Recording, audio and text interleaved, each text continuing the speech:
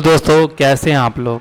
दोस्तों मैं समझ सकता हूं कि आप लोग ठीक तो नहीं होंगे, खासकर मेरे बीएड वाले अभ्यर्थी, क्योंकि एक डिसीजन आया हुआ है। हालांकि एक्सपेक्टेड था, लेकिन बहुत लोग आस लगाए थे। आस इसलिए लगाया गया था कि अक्सर देखा गया है कि सुप्रीम कोर्ट में अगर कोई मामला जाता है तो बहुत सारे ऐसे मामलों में सुप्रीम कोर्ट ने हाई कोर्ट के डिसीजन को बदला है। इसलिए जो बीएड वाले अभ्यर्थी थे वो पूरी आस लगाए थे कि उनकी जो दिक्कत है वो दिक्कत ज़रूर दूर की जाएगी। मामला क्या है, तो मामला आपको पता है कि राजस्थान हाई कोर्ट ने एक फ़ैसला दिया था।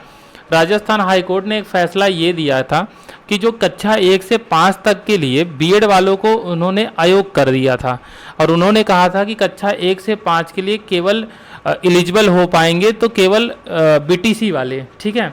जिसको लेकर के बीटीसी डिप्लोमा वाले फिर जो है बीएड वाले फिर सुप्रीम कोर्ट गए कि नहीं ये कैसे हो गया। तो जो बीएड अभ्यर्थी थे उनको लगा कि नहीं यहाँ से मामला हमारा सेट हो जाएगा और सुप्रीम कोर्ट फैसला बदल देगा और सभी को अपॉर्चुनिटी मिलेगी। लेकिन बहुत ही एक कह सकते हैं कि अनएक्सपेक्टेड सा जजमेंट कि सुप्रीम कोर्ट ने उनकी याचिकाओं को खारिज कर दिया, जिसमें देखिए केंद्र सरकार भी एक पक्ष था, तो उसको भी उन्होंने खारिज कर दिया। उन्होंने हाई कोर्ट के फैसले को सही बताया, उन्होंने राजस्थान के हाई कोर्ट के फैसले को सही बताया है, और 1 से 5 के लिए उन्होंने बीटीसी वालों को ही एलिजिबल किया हुआ है, बीएड वालों को एलिजिबल नहीं किया है, ठीक है। तो सबसे बड़ी दिक्कत ये आ गई है क्योंकि सुप्रीम कोर्ट का फैसला है और ये फैसला सभी शिक्षक भर्तियों पे लागू होगा।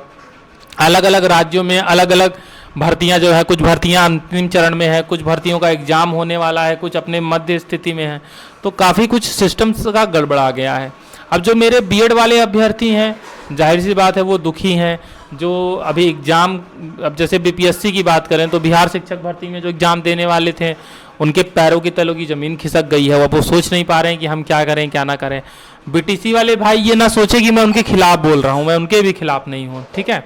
मैं दोनों पक्षों की तरफ हूँ, तो मैं बीटीसी वालों के खिलाफ भी नहीं हूँ, ऐसा आप बिल्कुल भी ना सोचेंगे, ठीक है। लेकिन अब ये है कि संभावना क्या है, अब आगे क्या होगा। देखिए अभी क्या है ना कि अभी तो एक मोटा मोटी जो जजमेंट पता चला है वो है, अब जजमेंट की कॉपी आ जाए, ठीक है। सारे लोग जो लीगल उसको समझ सकते हैं वो उसको पढ़ेंगे, ठीक है। उसमें क्या क्या पॉइंट्स हैं उसको देखेंगे। उसके बाद देखिए एक दोबारा होता है कि अब आप सिंगल बेंच में गए थे, फिर आप डबल बेंच में जाएं, तो एक ऑप्शन वो खुला रखा गया है, ठीक है। तो वो ऑप्शन तो है ही है, वो लोग जाएंगे ही जाएंगे। बट इन शॉर्ट अगर बात करें ना तो काफ़ी दिक्कत आ गई है। दिक्कत इसलिए भी आ गई है, सरकारों को भी देखिए दिक्कत होगी। सरकारों को क्यों दिक्कत होगी कि अगर आप देखें ना तो बीटीसी वाले आपको कम मिलेंगे, ठीक है ना। उससे क्या होगा कि अगर ये फैसला यही रहता है, इसी आधार पे होता है, तो मेरिट कम जाएगी। जाहिर सी बात है कि जो मेरिट जाएगी 1 से 5 वालों की, प्राइमरी वालों की मेरिट कम जाएगी।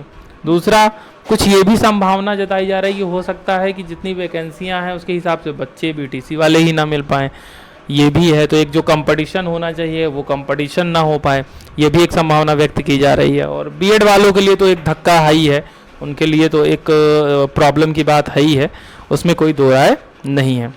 तो देखिए मैं ये नहीं कहूँगा कि किसी को बहुत ज़्यादा निराश होने की ज़रूरत है, निराश होने से कुछ मिलेगा नहीं।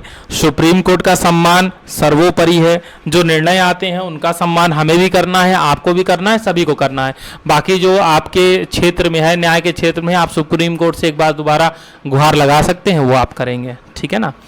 तो ये पूरा मामला है, आप देख भी लीजिएगा गूगल पे, सारे यूट्यूब चैनल पे सारे शिक्षकगण सभी आके बता ही रहे हैं। तो ऐसा कोई खास बात नहीं है, मैं कुछ अलग से नहीं बता दूंगा।